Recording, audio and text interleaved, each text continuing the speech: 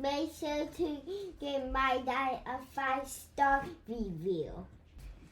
Make sure to like and subscribe to his YouTube. Thank you for listening and enjoy the show.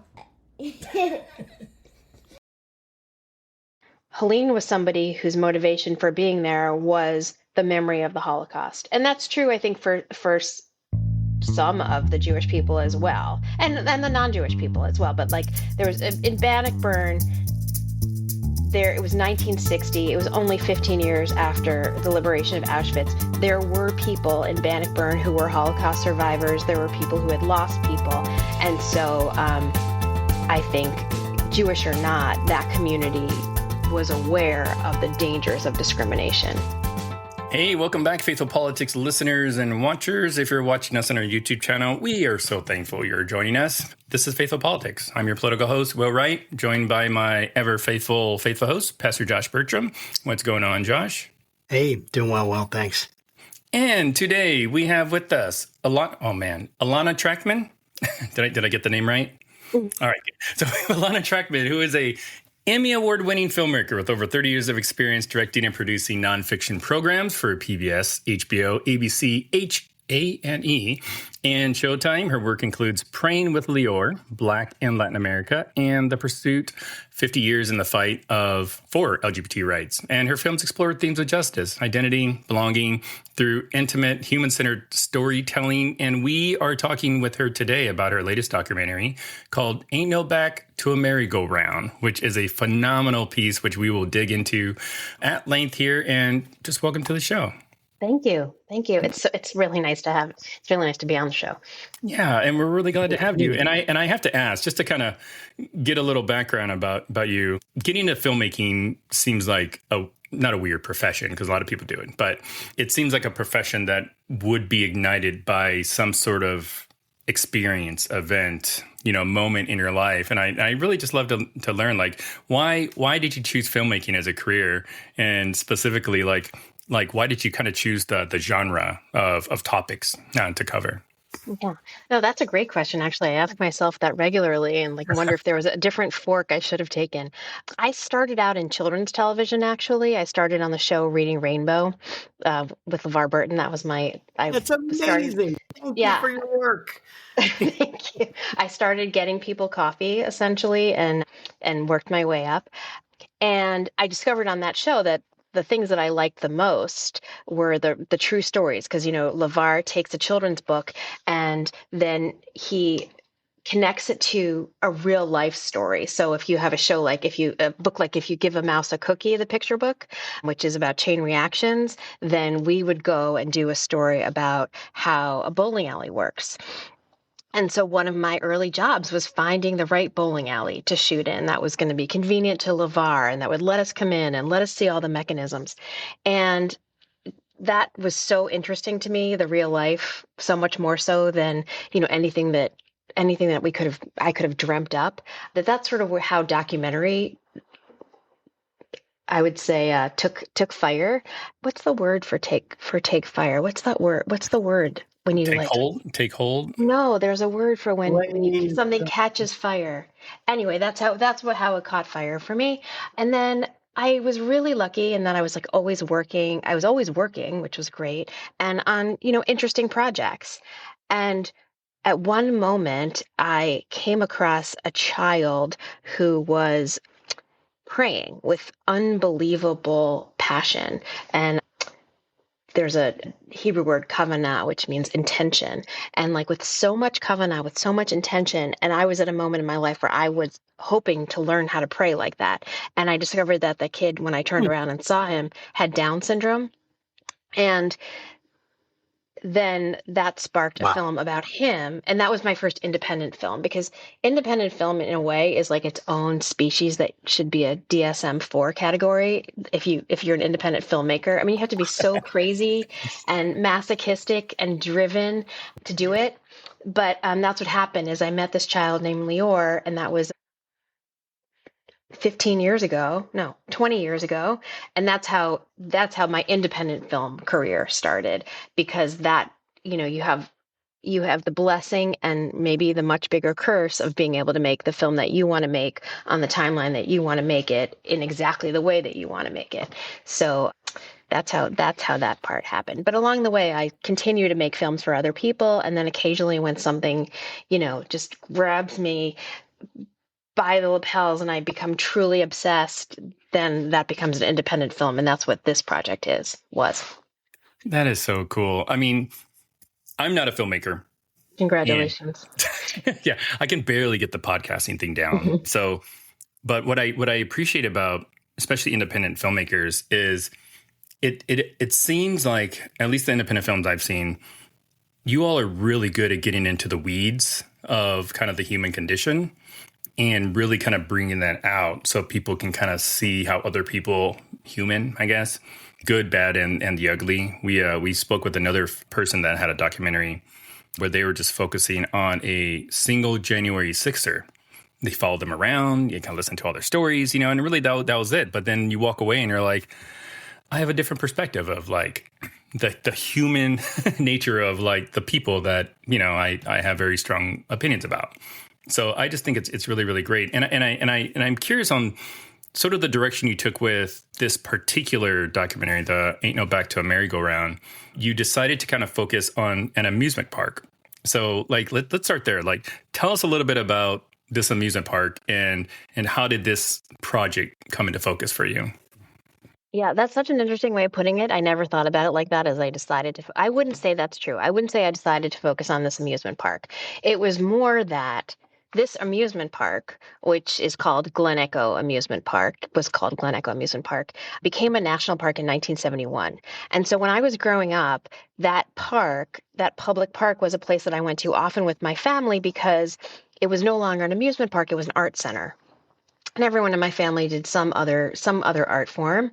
And, it retained the infrastructure of the amusement park. So you could walk around and see pigeon excrement encrusted shooting gallery, and the signs still said bumper car pavilion, and there were still roller coaster tracks in the ground, and the colors were all that faded yellow, blue, red, and just Art Deco fonts, and it was so evocative.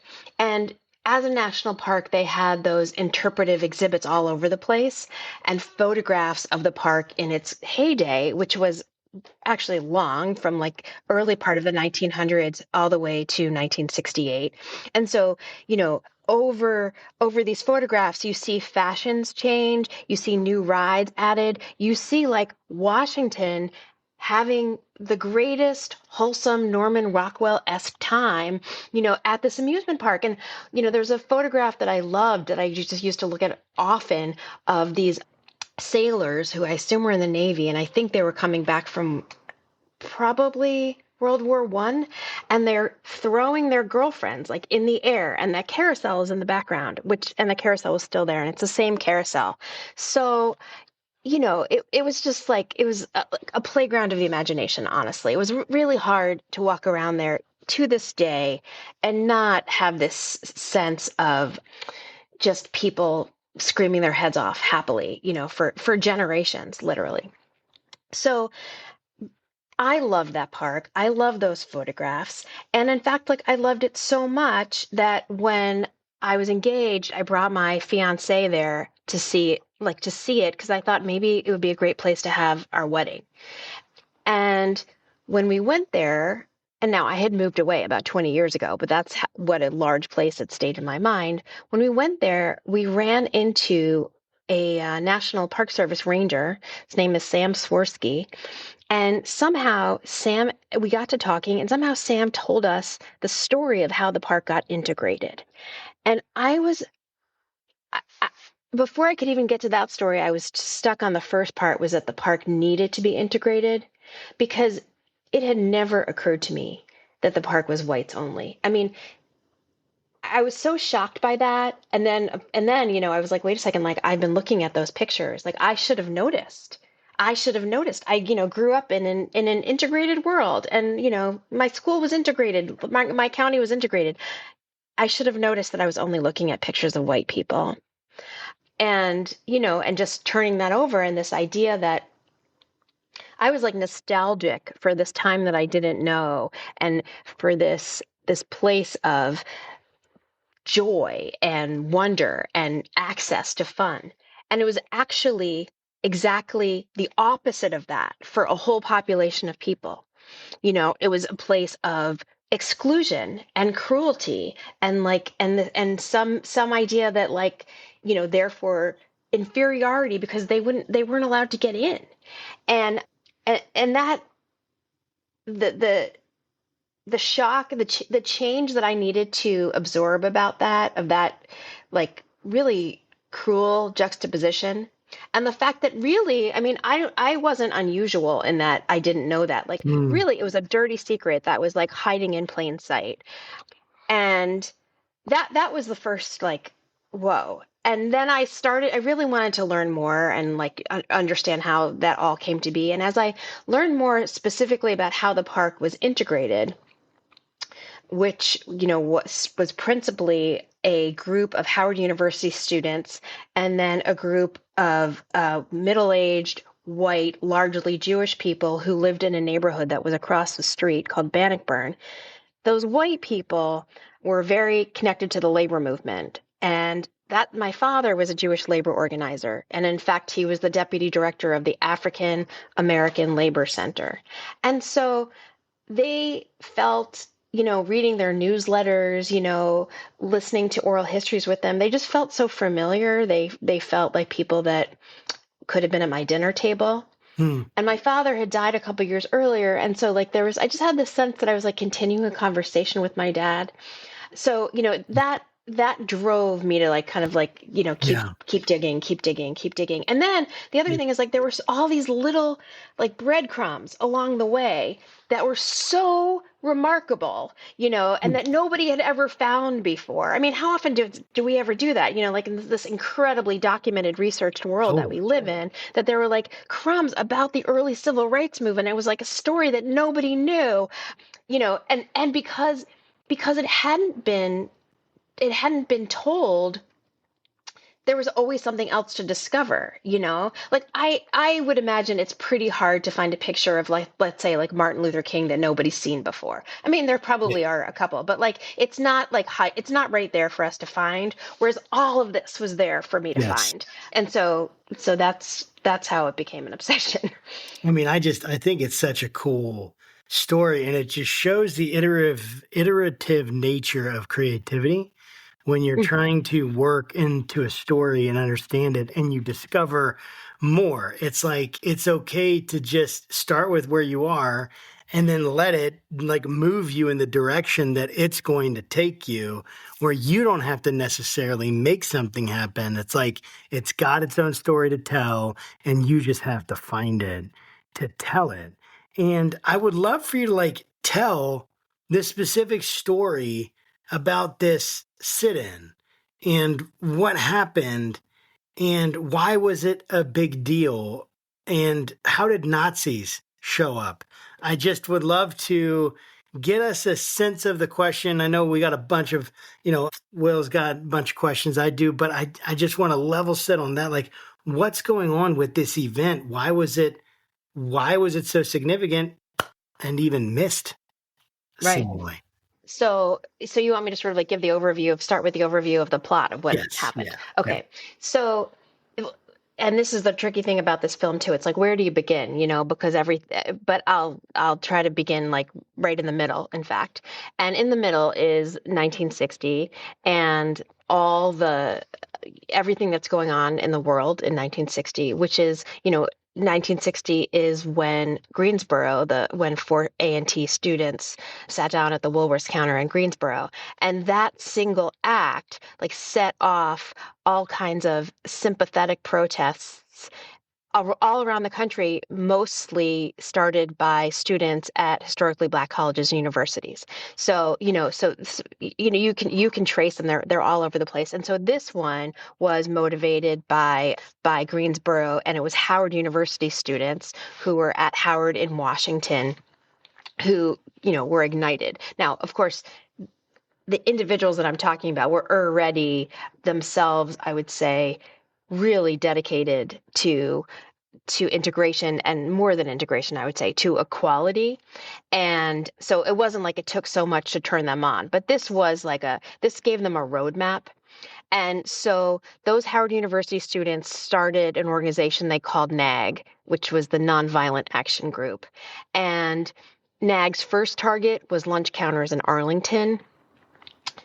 At those lunch counters, they were really savvy. They chose places that were franchises, and so that had outposts up in the north. And so if you sat down at like a Woolworth's in Arlington, it was going to affect business at Woolworth's in New York. And Drug Fair and a whole bunch of others. And so really quickly, the lunch counters in Arlington capitulated. And 2 weeks is actually what it took. And once some of them capitulated, all of them did, until Arlington's lunch counters were totally integrated. And so then they were like, okay, that was great. What can we do next? And they chose Glen Echo Amusement Park. And it was a really conspicuous target. I mean, it was the amusement park of record. You can't find anybody who's like over the age of, I would say, 70, who grew up in the DC area who can't sing the jingle, because it was played so often on so many radio stations. I need to ask my dad, because he was born in DC, and I grew. He can do it. Yeah, I promise you, he can do it. And if he can't, just play him the first bar, and then he'll do the rest. His whole life. Yeah, I'm going to send it over to him. Yeah, he'll get it. And actually, there were ads that said the tagline, "Come one, come all," and it was a big fat lie, And it was like. It was, I mean, there wasn't signs that said people of color are not allowed, but it was understood, and it was, and everybody knew it, and everyone was just kind of a nerd to it, because that's the way it was. That's the way it had always been. And so when the Howard University students showed up at Glen Echo Amusement Park one day to picket, they were surprised because they were met there by a whole group of middle-aged white people. And you have to also take into account that point in time in DC was so segregated, not legally, but socially, that it was completely possible for an educated person to go their whole life and never have a meaningful conversation with somebody who's the other race. And so, I mean, that level, I think, of segregation is hard for us to imagine today. But so, it was like, there are these white people, and for the middle-aged white people, it's like, here's these black students, but they wanted the same thing, because these white people had been quietly, as a neighborhood, boycotting this amusement park, because, as one of them said to me, well, we didn't go because we told our kids we can't go until our black friends can go. Now, they probably didn't have any black friends, but it was the point, and they were very high-minded people. And this neighborhood, Bannockburn, was built essentially by a group of Jews, labor-minded Jews, who had been unable to get housing in DC because they were Jewish, because there were so many covenants in DC and Bethesda, Chevy Chase, Maryland, and they were there to work for the government. And so, with little choice, together they communally bought this golf course. They turned it into a neighborhood, and it was settled at that point, not just by Jews, but by like-minded people. And so it definitely had a radical reputation for being super liberal, super progressive, maybe even, God forbid, communist. And so it was definitely like a sympathetic group, but they showed up, and the first thing that happened was this conversation, which I want to talk about later, but they're stopped. The Howard students are stopped at the entrance, and then they essentially just barged right in, climbed on the carousel, and instead of having to sit in at a lunch counter, they had to sit in on the carousel horses. And the carousel stopped. I know, right? The carousel stopped. They were told to get off. They refused to get off. And eventually they were arrested. And that was the inciting incident to what became actually 10 weeks of picketing. And every single day that summer, and every single day, the Howard students, and then eventually people from the local Black community and all over NAACP came in, and the Bannockburn residents, which also eventually became Unitarians, and other high schoolers came, but it was this really unprecedented interracial civil rights protest. And it was so unprecedented that there's a headline in the Washington Post. Like, a headline says, "Whites join Negroes in protest over Glen Echo Park segregation." Like, that's news. Whites join Negroes. And that's what happened. But they got so much attention because it was so rare to see this kind of mixing that the American Nazi Party came out. They were kind of fledgling at that point. George Lincoln Rockwell had founded the American Nazi Party, and he brought his stormtroopers to counter-protest. It was the first time, in fact, that the American Nazi Party counter-protested. And they're on one side of the street. Glen Echo protesters are on the other side of the street. All kinds of things happened. I mean, A. Philip Randolph and Roy Wilkins, who were real giants of the civil rights movement, they also made appearances. Adam Clayton Powell showed up. Sammy Davis Jr. was going to do a benefit in order to pay the legal fees for the protesters that had been arrested. Ultimately, the arrest on the Carousel case went to the Supreme Court and was a Supreme Court case that wasn't actually settled till 1964. But yeah, and all kinds of things. 10 of the following year's Freedom Riders, of the 1961 Freedom Riders, were Black and white young adults who had been incubated on that picket line. And Stokely Carmichael was one of them as well. I mean, he was going into his freshman year at Howard, and it was his first protest. Since we're on the topic of Nazis, I think that one of the things that stood out to me, and I can't remember the woman's name, but she was like remembering World War II, the Holocaust, and she made a statement that was just super powerful. And I'm probably going to mix it up. I don't know if she said the Holocaust radicalized me or if like World War II radicalized me, but I just thought that was like such a powerful comment because her entire point was, yeah, like it happened and nobody stood up for us. And now she's like, we're seeing it here, and we want to make sure it's prevented. So I'd love for you to maybe just kind of unpack that a little bit more for us. Yeah, I mean, it was really important to me doing the film to take a super tightly focused lens on individuals, to restore this history, but to restore the history through the point of view of people who lived it and why they were there and what happened to them there, and then actually what happened to them afterwards. So you're talking about Helene Wilson, who was essentially like a middle-class Jewish young woman who had grown up in Buffalo, New York, and very affected by the Holocaust, and the way that that did different things to different people, but what that did to Helene is turn her into an activist and turn her into someone who protested for people whose rights were being subjected, and it wasn't like a big jump for her to think about Jews being stripped of their rights in Nazi Europe and to think about African Americans having much lesser rights in the U.S. and that therefore being something that she needed to do something about. She actually says, a lot of my friends were joining Hadassah, but I wasn't interested in that. I was interested in the civil rights movement and what was happening there. And, that's pretty remarkable. But for sure, Helene was somebody whose motivation for being there was the memory of the Holocaust. And that's true, I think, for some of the Jewish people as well, and the non-Jewish people as well. But like there was in Bannockburn, it was 1960. It was only 15 years after the liberation of Auschwitz. There were people in Bannockburn who were Holocaust survivors. There were people who had lost people. And so I think, Jewish or not, that community was aware of the dangers of discrimination. My favorite part in the entire movie that literally had me laughing was, and if I recall, like an Indian prime minister or something was coming down.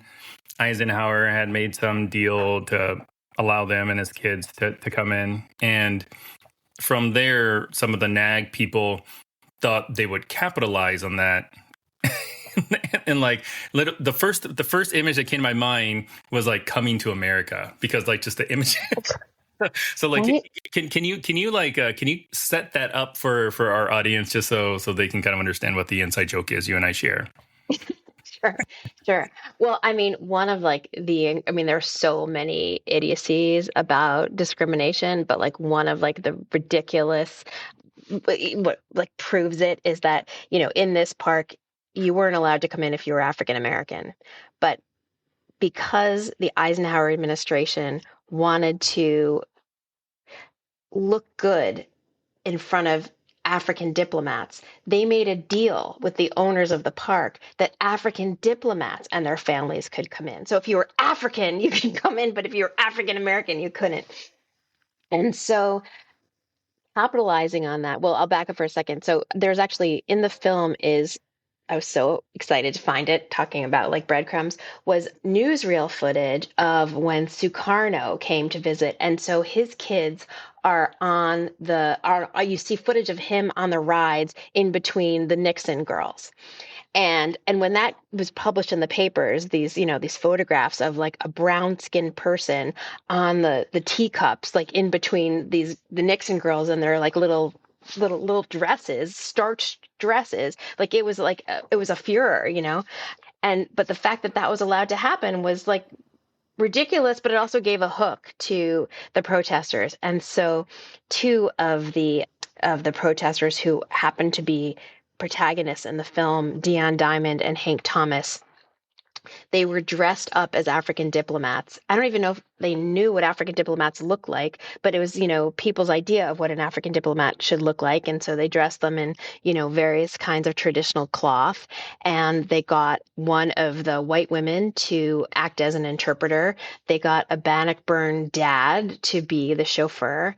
And they pulled up, in front of the amusement park, speaking in pidgin French. I mean, they didn't really know French, but they just faked what they thought it sounded like. And in this real costume, essentially, and asked to be let in. And the guard, was totally flabbergasted by that. And he actually said to them that they need to come back another time because there's so much going on there, because pickets were going on. So I don't know if he bought it or not. But yeah, I mean, I think I love that story too, because obviously it was solemn work. Obviously it was dangerous. Obviously it was serious, but also like they could poke fun at the ridiculousness of this, and they understood, and Bannockburn understood that, that there's no difference between humans. Yes. I would love for you to go into even a little bit more detail on why the coalition that we saw here in this story of these Black students with Jewish families and people sympathizing in the neighborhood, and then you have some other coalitions that seem to come in. Maybe you can help us get a sense of who are all the coalitions that are involved in this, if we haven't said them all, and just like kind of so we can get our mind around it. And I know we have Nazis, and we have like bad guy Nazis, good guys, with the civil rights. And I totally get that. But even on this side, like, what was unusual about this coalition? Maybe even more than we've talked about. Like, I get the sympathies, but maybe even like, why was this surprising, or was it really as surprising as we think it is? I mean, what was surprising, bottom line, is that you just did not see Black and white people together. Like, the Congress of Black and white people protesting together it didn't exist. There weren't any optics of this, there wasn't anything to reference. It was like, it was shocking. It was shocking. I mean, you have to remember, like, Loving is still on the books. I mean, let me back up for a second. Washington, D.C., which is like supposed was the capital of America, but Washington, D.C. was so backward. If you were African American, you could go into a department store, and you could buy something, but you could not try it on. You were not allowed in the dressing room because there was an idea that a white person wouldn't want to buy it if it had been touched by somebody who was African American. I mean, it's hard to imagine football as an entirely white sport. I mean, that just seems ridiculous, but the Washington Redskins, which is what they were called at the time, were the last team in the NFL to integrate. So, so it just, you just didn't see any, you just didn't see it. You didn't see it. So that is the most important thing about why it was shocking. In terms of the coalitions, so, one thing I really discovered and take to heart all the time about working on this film is that there are no monoliths. So except for the fact that the Howard University students had some things in common and there were Bannockburn, every other group that I could point to, I'm talking like there was a sprinkling of Catholic people, and there was a sprinkling of people from the Unitarian Universalist Church, and there was a small group of people that actually referred to themselves as the eggheads, which were like math nerds from a local high school. So there isn't really, like, I can't say then blah, blah, blah came out, and be talking about one thing other than Bannockburn and Howard. But with Howard, I forgot what the number of the Howard student body was at that time, but it was in the tens of thousands. And this group had maybe 9 or 10 Howard students. So, I can't say Howard students were behind this. It was a small group of Howard students. And the vast majority of Howard students were not interested in protesting because at that time they were there to join the middle class. They were there to get a dental degree. They were not there to get arrested. And if you're a woman, you were there to get married to somebody who was going to be a dentist. You were not there to get arrested. I'd imagine having a bunch of white neighbors to this amusement park showing up to your protest as a Black person would probably make them nervous, especially during that period. So like how did the Black protesters reach a point where now they're picketing alongside the people that they maybe were a little bit nervous about? Yeah, no, I think that's really important. Okay, so first of all, these white allies, and I say that now, like knowing full well that whole concept didn't even exist. Like nobody knew what allyship, that wasn't a word, but they already had, let's say, for lack of a better word, street cred, because there was editorials in the Washington Post from people from that neighborhood decrying segregation at the amusement park and what a blight it was on Washington that such a thing existed, and it existed so close to them. So it wasn't like they just like came up with a cause that moment. So they had that. The other thing is, I think that the Howard students recognized right away that there was value added. So number one is they got press, and they knew they wouldn't get press if there was just African Americans out there, and it just wouldn't get that much attention. And actually, it would even be more dangerous for them. So to some degree, having white people there got them press and also bought them a certain amount of safety. Other like really practical things, like where do you think they use the bathroom? It's not like they could go in this amusement park and use the public bathrooms. Like they went across the street to these people's houses at Bannockburn that opened up their houses to them and said, here's the key, you go use the bathroom, or, and in fact, like one of them said to me, we didn't just go over there and use the bathroom. We would usually open the refrigerator. If there was a piece of chicken, we would have that too. So I think that sort of like very easy generosity of spirit won them over. Also, in terms of practicality, because they were union members and are all union affiliated, they immediately had a game plan that the Howard University students didn't have. So, for example, if you look at their signs, there's a reason that their signs are very beautifully printed and the Nazi signs are horrible. And it's because the union printed them. They were printed on union printing presses. And like on the first day, you see all these homemade signs, and then as the protest develops, all this, it's replaced by really lovely printed graphic signs. The union people knew how to organize a picket line, just the kinds of things that they didn't have that expertise. And ultimately, they had contacts in the federal government because many of them were civil servants. And those contacts are what led to the park's integration at the end of the day.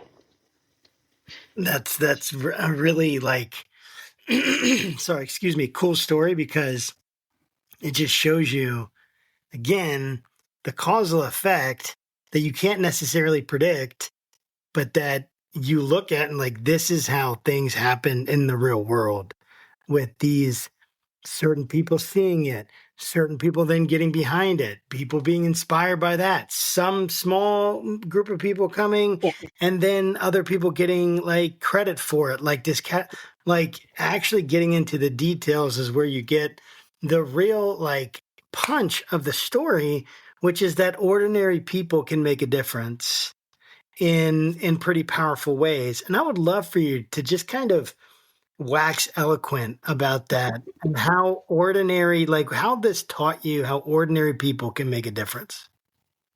Oh, I'll happily try to wax. I don't know if I can wax eloquent, but I'll wax. How about that? So look, when I don't know about you, when I learned about the civil rights movement, and I thought my school probably did a good job, as good a job as anybody, I probably could have like named five civil rights activists, Martin Luther King, John Lewis, Diane Nash, Goodman and Schwerner, like that's basically it. And I had no idea. I mean, I never thought about anybody beyond those people. And I mean, I knew it was not just I Have a Dream on the steps, but I mean, I knew about Montgomery bus boycott but I did not know about all of these regular quote unquote people who never went to the bridge at Selma. They weren't there because they were just in their own communities. They were standing up at their own lunch counter, amusement park, swimming pool, library, movie theater, and it was right there in front of them, and that's what they did. And the thing is, if we only learn about the giants, right, then we don't ever learn about people that are just like us. And we can give ourselves a pass because, like, I admire Martin Luther King so much, but I cannot see myself in him, And so then I can say, well, I can't do what he did. And that was part of why I wanted to drill down so tightly on just a small group of individuals, because I wanted to get to know them well enough that somebody watching could say, oh, she reminds me of me or of my second grade teacher or of my grandmother's best friend, somebody who we could know and therefore somebody then that we could be. I'm about to break the fourth wall here because we sent you a bunch of questions and I don't think we've gotten to a single one of them yet. and I'm about to ask you another one that's not even on my list, but it was something that popped in as you were talking. And I'm curious, like, so you've got a group of white allies, you got a bunch of black folks that are fighting for equal rights. Like, how difficult was it for you to kind of thread that needle to not make like the white people look like, the black saviors, and being a white director yourself? Like, I'm just curious, like, or if that's on cross your brain. Yeah, no, I appreciate that. That's a really good question. So, I mean, number one, I was always going back to the content, right? And so that is actually part of the reason that the film doesn't have a narrator, and there's no, there's no expert, there's no talking head person saying, and this is what happened, which honestly would have made the film it would have been easier, and I would have cut it, in a few months and not in a couple of years. But because I didn't ever want to editorialize, and so everybody who's in the film was there, and they're all speaking for themselves and representing their own experience. And I didn't hear that. I didn't hear that sense of like white saviorship. I didn't hear that of like poor them and we need to step in and help. That wasn't what they were doing.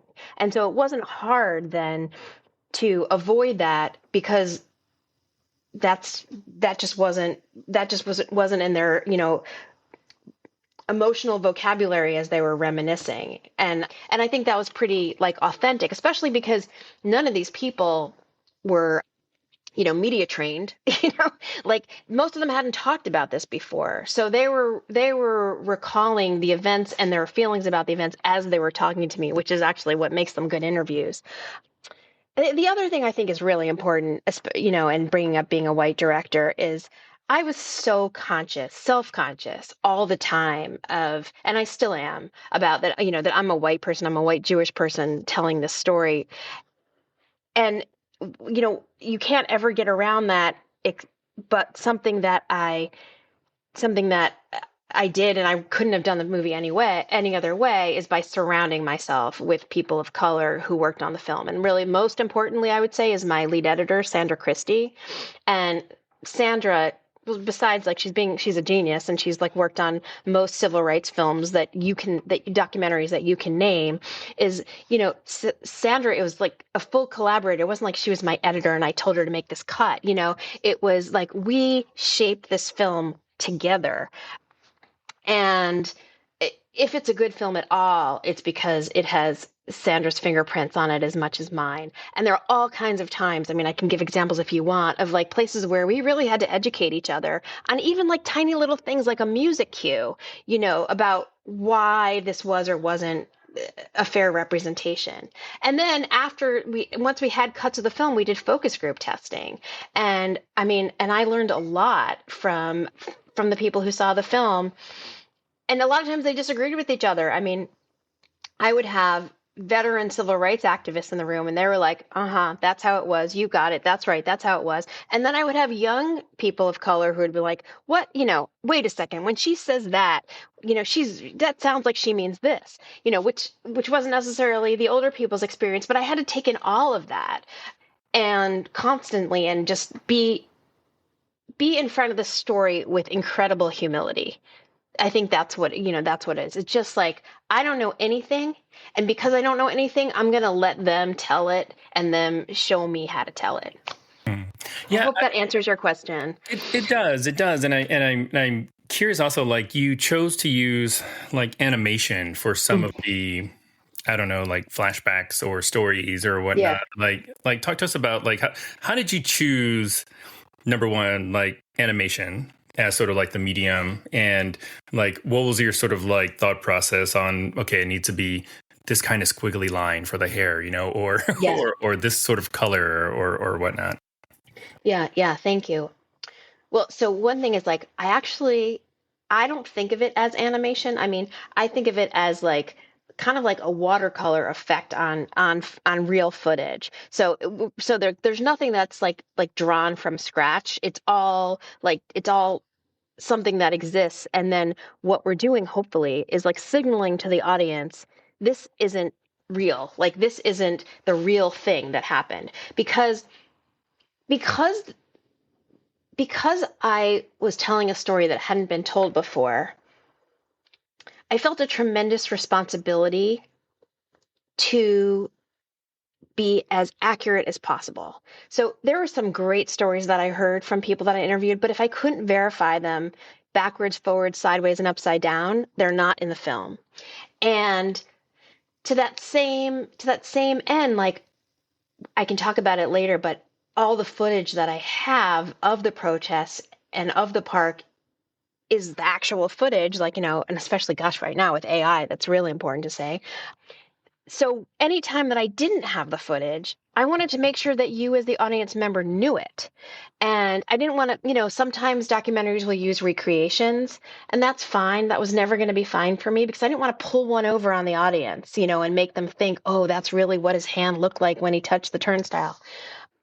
So I wanted to make sure it was really incredibly obvious. But at the same time, this is why I don't like saying animation, I didn't want to take you out of the story. And sometimes people use line drawing animation. I've seen documentaries that use clay animation, and that's lovely, but that's a departure, that takes you out. And so I wanted to keep you in by using footage that was contemporaneous, that is what it could have looked like, but isn't necessarily that story. So it's the bane of any filmmaker's existence when you don't have the visual to tell the story. But so for example, Dion, who's one of the Howard University students, has a story about how just every single of the main characters tells one story that kind of helps you understand how they came to be who they were. And so Dion's story is about being a little boy in Petersburg, Virginia, and being an intellectually curious person and going to the library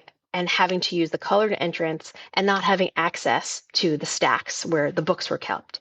And so as a little boy, he would then like go into the stacks and wait until they called the police and then run out of there. So I have footage of a little boy in what would have been like the late 40s running across blacktop. It's not Dion. I don't want anyone to think it's Dion. I don't want to pretend, like, oh, this black boy is the same as that black boy. And so that's why it's treated, and you see that there's like there's an effect on it. So I hope the audience gets it, that that's not Dion, but that is what it could have looked and sounded and felt like. Does that make sense? That actually makes a lot of sense, and which is interesting because I was already planning on doing this anyways. I was planning on rewatching it after we talk. So nice. Because I think it would add just a lot of like color and context, and I mean we're just podcasters, right? So it's not every day we get to talk to a director of a documentary. Give me a break. Come on. You talk to a lot of really interesting people, and I know I've been listening. Yeah, we do, I guess. Okay, so I need to ask you. I got a couple more questions, but the main question I'm going to wait till the end. But I do need to ask you about the name of the documentary. Ain't No Back to Merry-Go-Round. Like, what's kind of the origin story of that title, and like how did you kind of land on that? Right. So the name of the film, which by the way I did not want to be the name of the film. I tried really hard to come up with anything else, and just nothing else was nailed it really. So Ain't No Back to Merry-Go-Round is a line from a Langston Hughes poem, and the poem is in the voice of a little boy who's from Jim Crow South, who says, like, where I come from, black and white can't sit side by side, so where am I supposed to sit, because there ain't no back to a merry-go-round. I'm supposed to be in the back, and there ain't no back. And so that line of that poem was actually the title of the only artifacts that I had one college student wrote a junior year history essay on this. And there was another woman, Sandy Eskin, who wrote a play. And then there was another graduate student who wrote a master's thesis. And all three of them were called Ain't No Back to a Merry-Go-Round. So, it was sort of like, well, that's an amazing title. I mean, then it was a whole long story about getting the permission of the Langston Hughes estate, which is the other part about, filmmaking that we don't have to get into, but it's like ugly and boring and really unglamorous and takes so long. But yeah, that's how we got that title. But listen, if you look on Netflix and you want to screen something, if the name of the show or the movie doesn't fit under the thumbnail image of it, then the name gets changed. So Ain't No Back to a Merry-Go-Round would take an entire screen. So I don't know if it will always have this title, but I like this title. Okay. Title too. Go ahead, Josh. I really appreciate your work in this, and I appreciate you taking the time to, just hearing your thoughts on it and taking the time to really make sure it's accurate, make sure that it's creative, make sure that it's bringing people into the story. I mean, I just think it speaks to your craft, and also I'm just thankful that we have these kinds of things out there that we can be challenged by, no matter where we fall on the political spectrum. And there's quite a few, obviously we know people in this country that probably wouldn't appreciate the film and might be upset or any number of things. And on this program, we've tried to build bridges. That's really what we try to do, build as many bridges as we can, even with people that we so disagree with that we kind of like feel like they really should not be having this view and should not be, if it was our preference, they just wouldn't even, nobody would be saying this, right? And yet we have to deal with people that are so different than us. And I would just love to hear, like, what would your appeal be to someone who is looking at this film, or they're hear it and they're like, I don't know, it's just going to be another liberal propaganda. That's the kind of stuff I hear all the time. What is your appeal to them to consider the argument that you're making in the film. So when I started working on the film, Obama was president, and I thought I was making a film that was really just like tracing the straight line from, interracial protest to a post-racial presidency. And it's not lost on me that now my film is in the world, is coming out at a moment that there actually is a concerted effort to get rid of racial history. And yet, and I'm not just like telling a story, I'm telling a buried story, I'm like bringing a story to light when there's a desire to bring the stories that we know, into the graveyard. I think that I hope that somebody who has that viewpoint would be able to see the movie. And because that's part of another reason I don't have experts. There's nobody framing this story in a way, and putting their spin on it, their liberal spin, their propaganda spin on it. It's just people telling their own stories of what happened. The only exposition comes from the newspapers that were printed at the time. Like, all the lines are lifted right out of the pages of the newspaper, including letters to the editor, some of which are like so overtly racist. You can't believe that somebody could publish that and sign their name to it. But it's all what was there. It's all what was there. And I don't know, it's hard to argue with that. I mean, it's another reason that I also felt compelled, just like we were saying before, to let you know when I'm quote unquote making it up, with using footage that doesn't exist to show you, with this watercolor treatment. This part isn't real, guys. Okay, this part is a memory, and memory is blurry, and the lines and the animation are blurry. So, I hope that somebody would be able to take it as, if nothing else, as just testimony. It's hard to argue with somebody's experience. Like, they tell you their experience. You can say that didn't happen, or, that's not real, but you can't say you didn't feel that way. That's true.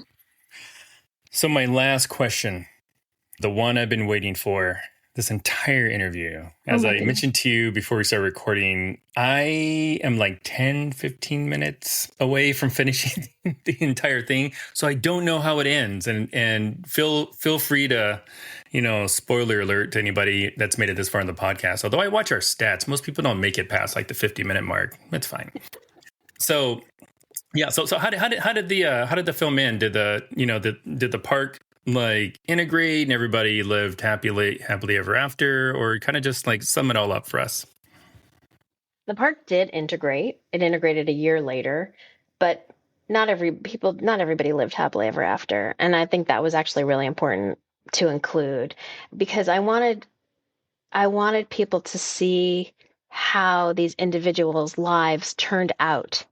Like, that was their fork in the road, and who they were and the things that happened to them as a result, right? So Helene Wilson, for example, who was the Jewish woman that we mentioned and was a newlywed, she and 9 other people from Glen Echo went on the Freedom Rides. And she was arrested like everybody else who went on the Freedom Rides, and she spent, I forget the exact number, I'm going to get it wrong, number of days, a lot of days in Parchman prison. And in that time was subjected to horrific things. And when she came back home, she was a changed person. She was a traumatized person, and that ended her marriage. And, and then obviously, like, there was fallout from that. And Hank Thomas, he went on to he went to Vietnam, and when he came back from Vietnam, actually in the Veterans Hospital, this detail isn't in the film, he met a Jewish man who said, you know what you need to do is you need to follow what the Jews did, and like create businesses in your own community, right? And so at that time, it was virtually impossible for a Black man to get a business loan. So this Jewish man would get the business loan for Hank, sign it over to Hank, and then Hank would pay him back. And so that started first coin-operated laundries, then Dairy Queens, and ultimately Marriott hotels. And, Hank became a very, very successful businessman. And anyway, I could talk about each of them, but basically that's what the end of the film does, is kind of like show you where each of them landed. And I hope like hints at like the price and the reward of being an activist. Wow. If somebody's watching this and they want to check out the film, learn more about it, where should we send them? Send them to the website, which is ain'tnoback.com. The film is actually opening theatrically in New York City next week at IFC and New Plaza Cinemas, and also outside of Boston and Somerville. And then we're going to Alaska, Fort Lauderdale, Birmingham, Memphis, a bunch of other cities. But on ain'tnoback.com, there's a screenings tab, and that's where you find out. And also, we're doing a lot of people are bringing the film themselves to their own, church, school, political club, fraternity, alumni, church, and we're all over that too. That's awesome. Well, thank you so much, Lana. This has been, just a real delight, just getting a chance to talk to you and getting to learn more about your movie and your filmmaking. The documentary is called Ain't No Back to a Merry-Go-Round. This is Ilana Trachtman. Wait, is it Ilana or Ilana? Ilana, okay. So this is Ilana Trachtman. Make sure you check it out. We'll put all the links and everything in the show description. And just thanks again for stopping by. Thank you. Thanks for such good questions. It was really fun to think about them. Yeah, our pleasure. And to our audience, hey, thanks for stopping by.